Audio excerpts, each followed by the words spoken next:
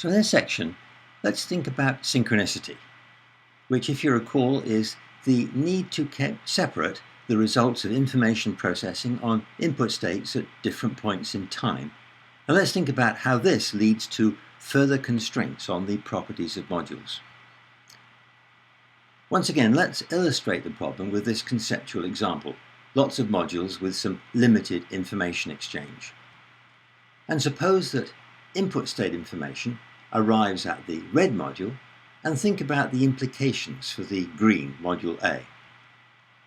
Because of information exchange, processed input information can arrive at module A by the blue route via various intermediate modules.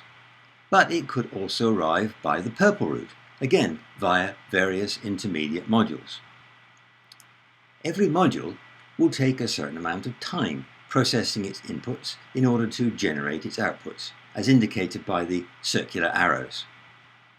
In a real situation, each module might take a different amount of time, as indicated by the different sizes of the circular arrows. And furthermore, the blue and the purple routes aren't the only possibilities. There could be crosstalk between the two routes, for example. So, information derived from the same input state could be received by module A at a number of different times.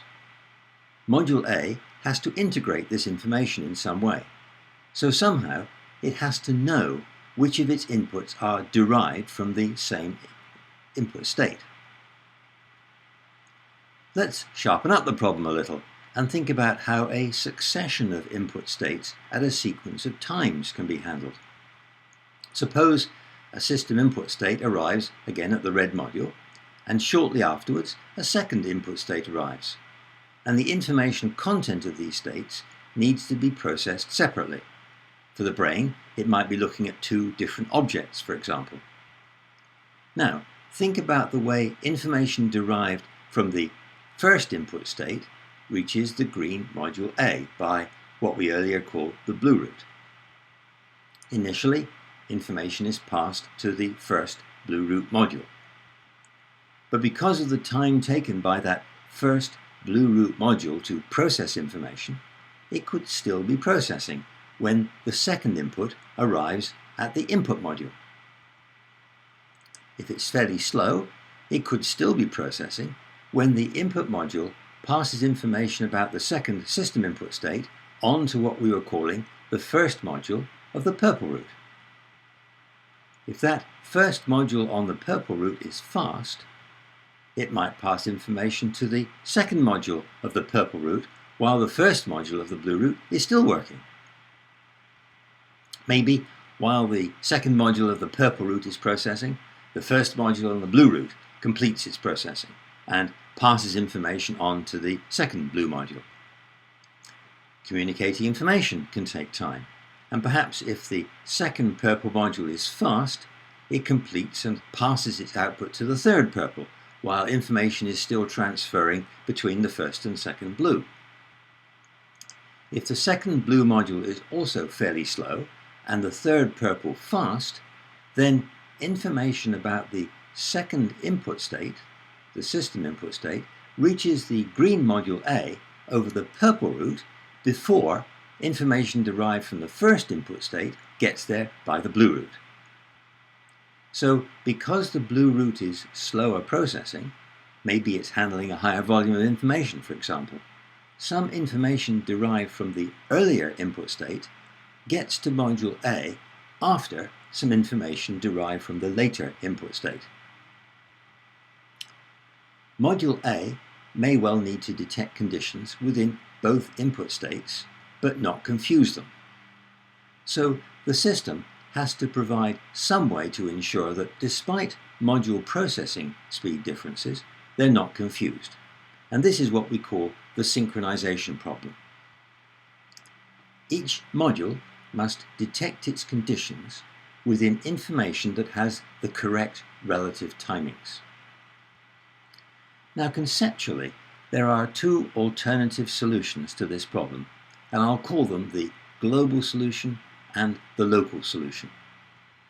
In the global approach, there are inputs and modules processing those inputs, but all inputs are recorded in a reference memory, along with a tag indicating the input state from which they are derived. Modules get the input information they need from the memory, making sure that all the information has the same tag indicating the same input state. They process that information and put the results back into the reference memory with the same tag, indicating a condition detection within that same input state. A module that gets information from several other modules ensures that all its information has the same tag.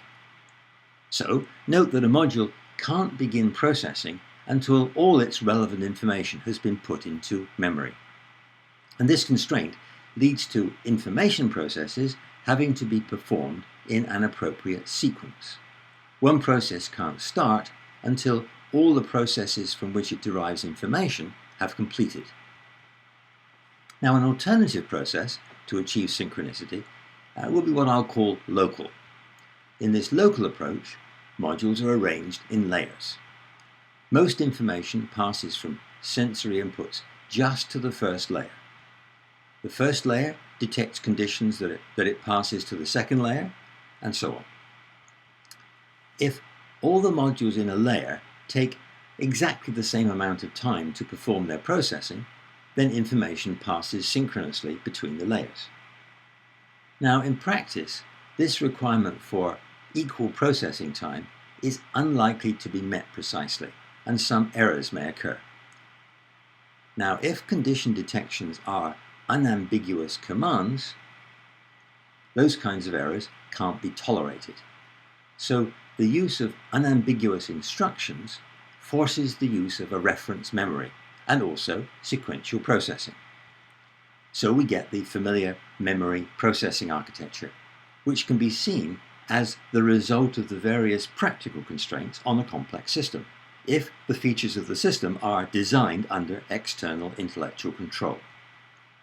On the other hand, if the behavioral meanings of condition detections are anyway partially ambiguous, some degree of error can be tolerated. So if partially ambiguous information is being used, the resource cost of the reference memory can be avoided by module layering. So how does the requirement for layering interact with the requirement for a modular hierarchy? The most detailed condition detection modules must be arranged in a sequence of layers. Higher level modules, like layer modules, will be made up of groups of detailed modules, column modules made up of groups of layers, and areas made up of groups of columns. So the modular hierarchy has to be superimposed on the layers. So we've added yet another required property of modules. For a system designed under external intellectual control, they need a reference memory to manage their inputs and outputs, and they must operate in a predefined sequence.